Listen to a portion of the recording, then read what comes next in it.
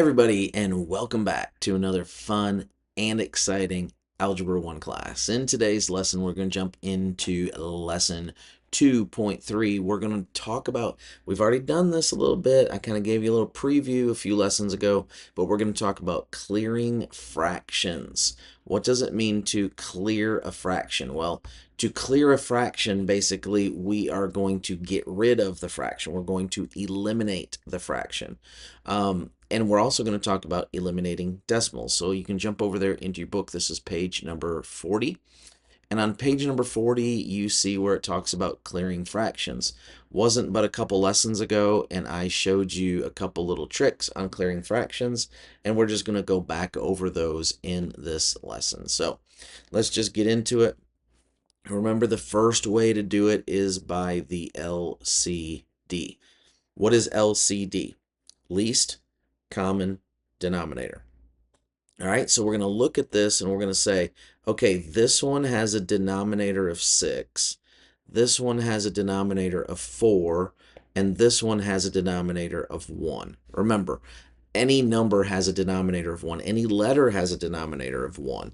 If it's a whole number, we can just put it over 1, and that's fine. So what is the LCD of 6 and 4 and 1? If you don't remember how to do this, I don't have time right now to go back and teach you basic math, but if you don't remember how to do this, it's not real hard. Basically, you're looking for the first number that goes into all of, or that all of these go into evenly. So you might say, how about 6? Well, 4 does not go into 6 evenly. And then you might say, well, what about 8? 4 goes into 8. And 6, how about 6? No, 6 does not go into 8. The next one may be 10. No, neither one of them go into 10. 12. 6 goes into 12 2 times. 4 goes into 12 3 times. Bingo, that's it. 1 goes into everything, so we don't even have to worry about the 1. So 12 is our LCD. So let's go ahead and get a 12 up here, and we'll write this kind of like 12 over 1. And remember, we're multiplying by all these. So 12 over 1, we're multiplying 12 over 1. Hopefully you remember how to do that from a few lessons ago. And we're just going to recreate these new variables and these new numbers with the non-fraction. So every time you do this, it cancels out. It's like automatic, okay? Get the LCD, multiply by the LCD. Okay, so the LCD was 12. Now we're going to multiply everything by 12 and watch the magic happen. So if we cancel here, we're going to get a 1 and we're going to get a 2. Now we multiply 1 times 1 and we get 1 for denominator. That's where our denominator cancels out.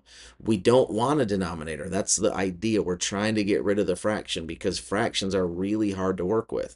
So let's eliminate them if possible. 2 times 5, doing the numerators up here, 2 times 5 is going to give us 10x.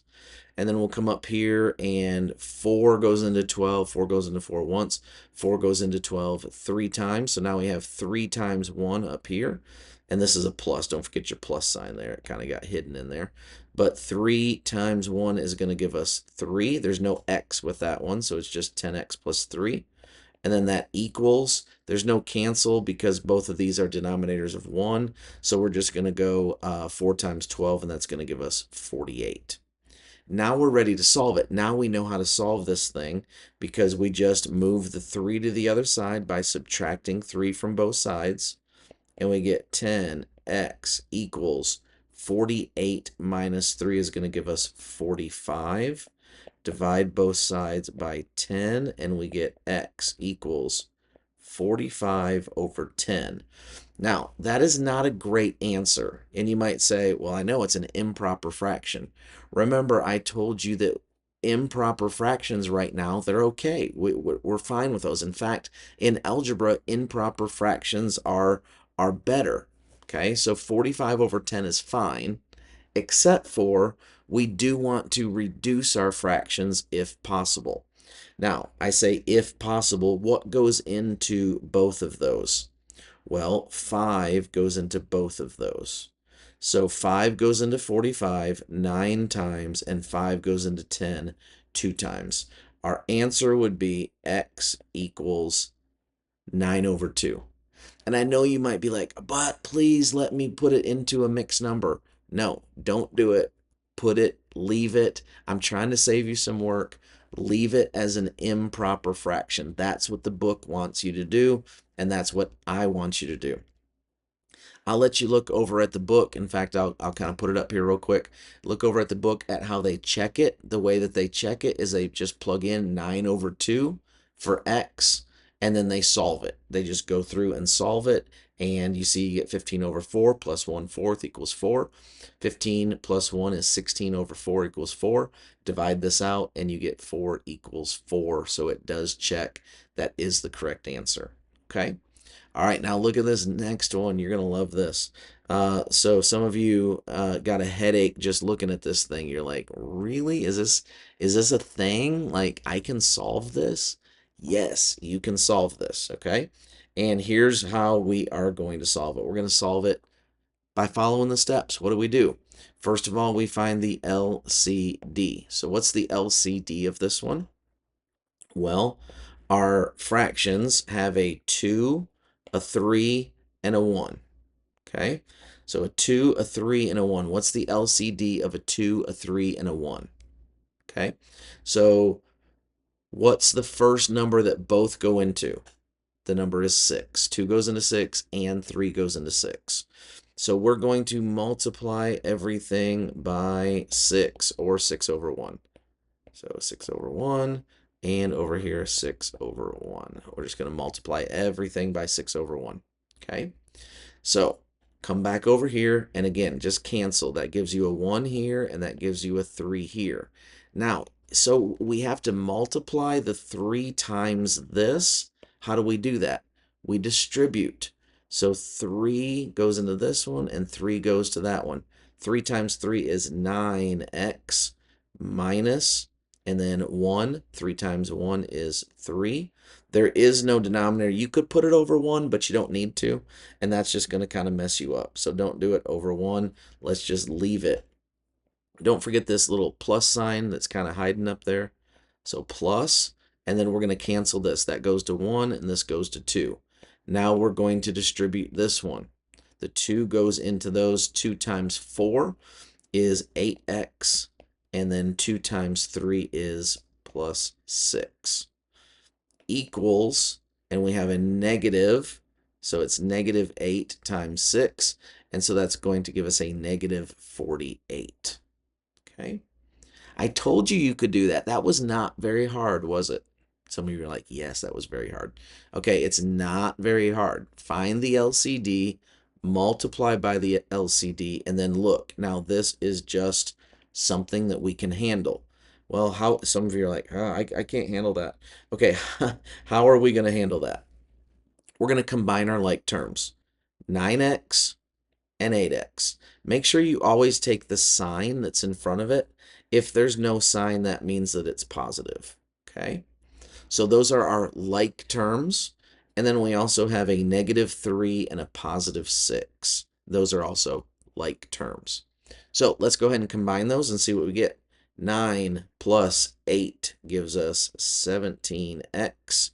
And then negative 3 plus 6. If you have different signs, you subtract. Take the sign of the larger. 6 minus 3 is 3.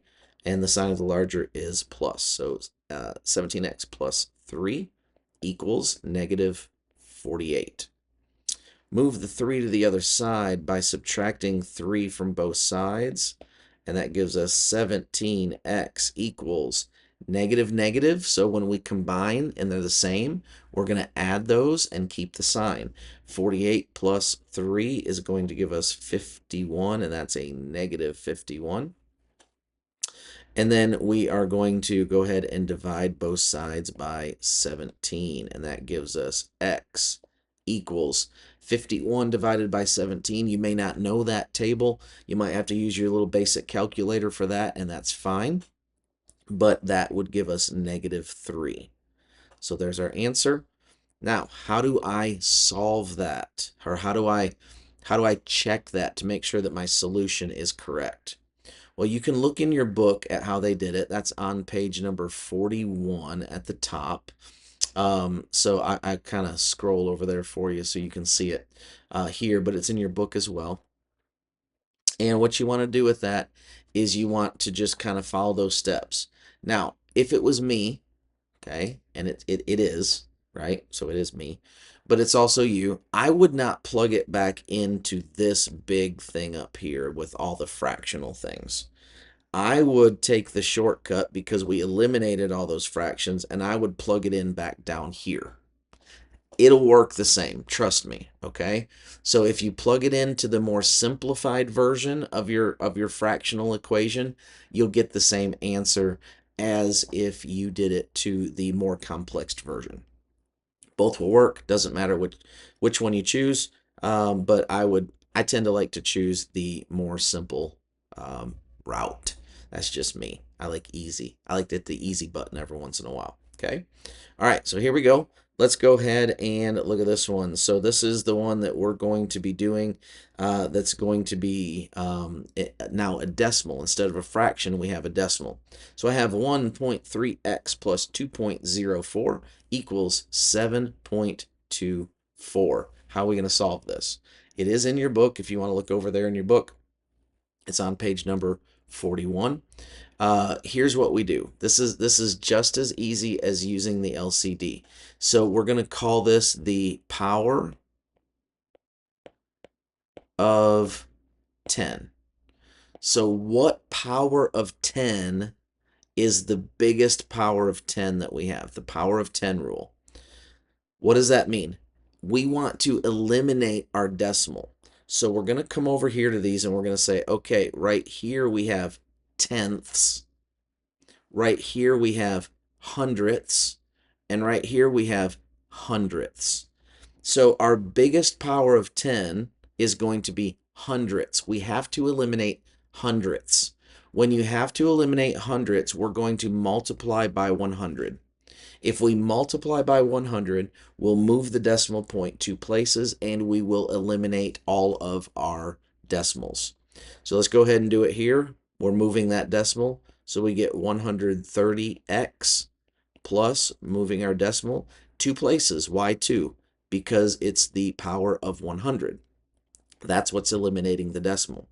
And then we get plus 204 equals, move this one 2 spots, 724. They're big numbers, but it's not the end of the world. You have a calculator, don't worry about it. Remember, use the baby calculator, okay? Use the basic calculator. We're not trying to use the advanced calculators. We're not trying to make this do all of this different stuff.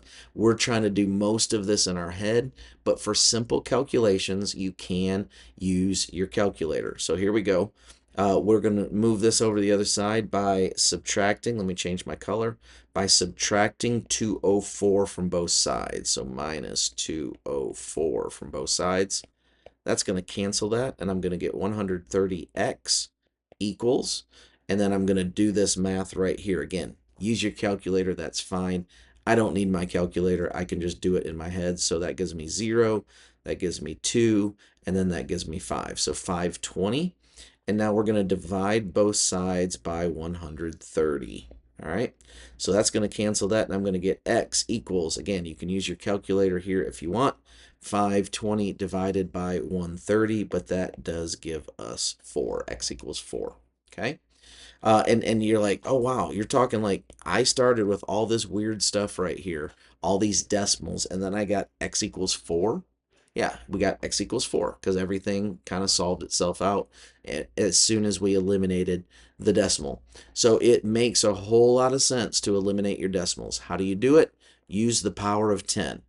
Which power of 10? Do we use 10? Do we use 100? Do we use 1,000? Which one do we use? The way that you figure that out is by the one with the most decimal points. That tells you how many places you need to move your zeros. Okay? All right, so again, the fraction hopefully was a little bit of review. We covered that a couple lessons ago. And then the decimal one was new, but I don't think the decimal one was too bad. Hopefully that made some sense to you. If you missed anything, go ahead and slide it back. Maybe you're working on your homework a little bit later and you're like, I just forgot, I don't remember.